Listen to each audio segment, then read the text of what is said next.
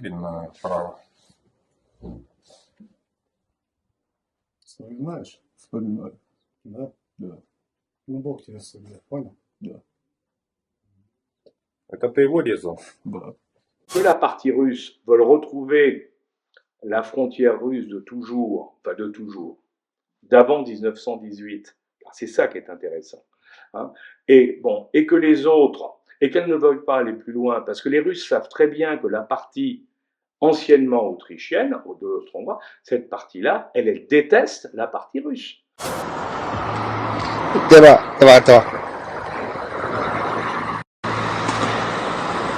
Oh, leur gaz énorme, les bâtards!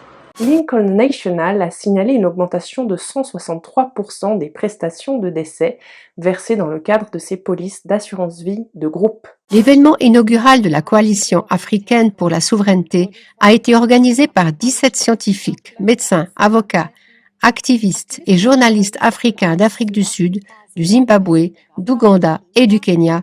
Ils sont devenus soviétiques alors qu'ils ne le voulaient pas, hein. Il ne faut pas l'oublier, et ils ont subi le joug soviétique, le Parti communiste et le passage en sauve-cause et ainsi de suite, dont ils ne voulaient pas. Donc ces gens-là, traditionnellement, détestent les Russes.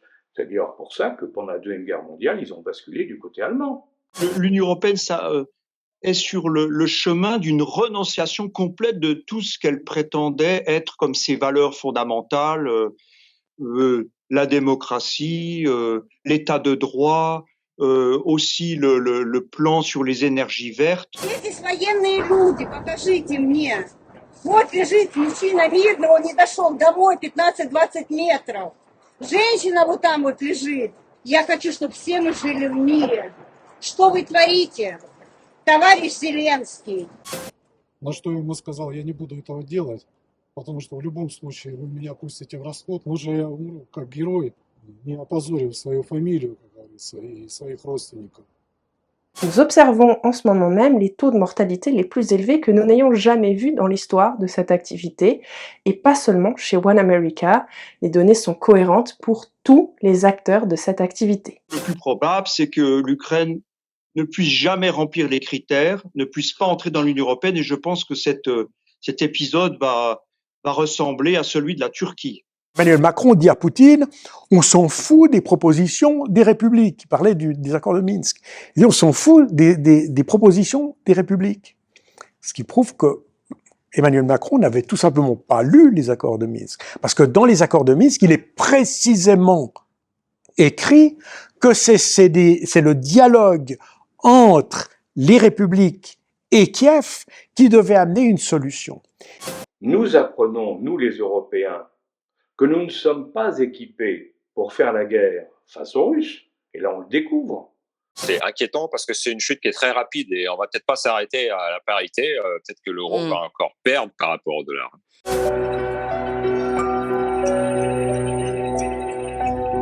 Quelle est la cause réelle de cette considérable augmentation de décès si ce n'est pas le Covid ?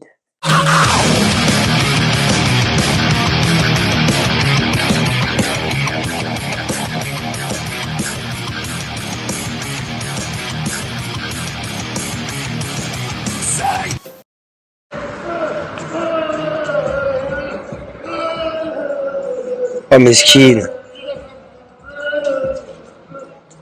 L'armée russe aujourd'hui est une espèce d'énorme broyeuse sur laquelle est jetée des troupes très mal formées par les Ukrainiens, cette défense territoriale. Donc le régime kievien, en fait, qui est sous contrôle occidental, est sans pitié vis-à-vis de ces malheureux qui sont envoyés sans aucune chance se battre contre les Russes, et puis aussi du matériel, tout ce volume de matériel qui est envoyé par les Occidentaux et qui est broyé par l'armée russe. En n'incitant pas l'Ukraine à remplir ses obligations contractuelles vis-à-vis des accords de Minsk, on a créé un pourrissement de la situation qui a conduit au 24 février.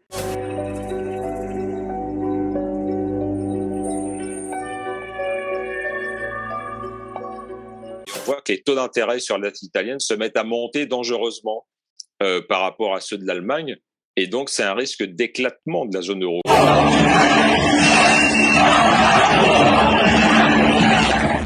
C'est c'est le secteur bancaire italien qui ensuite pourrait être touché. Secteur bancaire ensuite par contagion, le secteur bancaire espagnol ou français. Nous, on croyait qu'on allait tuer la Russie en l'interdisant de SWIFT. On découvre que les Chinois ont un système de CIPS qui est aussi efficace que le SWIFT et qui commence à être utilisé par plein de gens. Le gaz russe est absolument irremplaçable, car l'offre de gaz mondiale est tout simplement limitée. Dès avant la crise ukrainienne, le Premier ministre norvégien et le ministre de l'énergie du Qatar avaient bien précisé qu'ils ne pourraient pas produire plus que ce qu'ils font maintenant. C'est tout à fait un scénario envisageable que l'Allemagne décide de quitter l'euro, quoi. Donc ça, ce serait évidemment un cataclysme. C'est le déclin assuré de l'Union européenne, quel que soit le scénario. C'est autant une erreur de dire que l'euro va résoudre tous les problèmes et apporter la prospérité que de dire que revenir au franc, ça va être formidable et ramener la prospérité. Dans les deux cas, on se trompe parce que dans les deux cas, on considère la monnaie comme un moyen, comme quelque chose qu'on peut manipuler à loisir pour poursuivre une illusoire prospérité. Ça marche pas comme ça. La monnaie, il faut que ce soit quelque chose de neutre. La coalition africaine pour la souveraineté est convaincue qu'il existe un chemin commun vers la santé, l'autonomie personnelle et la souveraineté nationale, un chemin pour l'ensemble de notre monde, libéré du contrôle corrompu de l'oligarchie financière.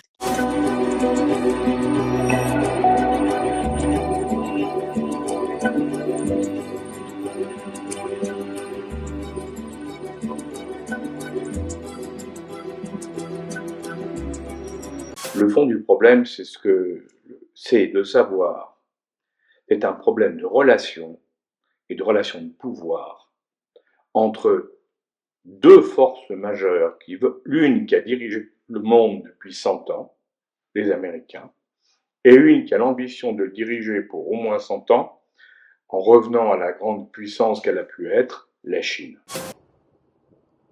А он сидел рядом со мной, и сказал, говорит, я хочу видеть, как ты умираешь. Простите меня, пожалуйста, Бог. Вы Хотите с нами воевать, воюйте, а не делайте это. Извините меня, пожалуйста.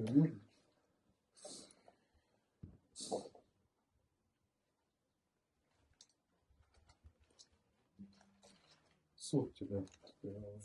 Извините.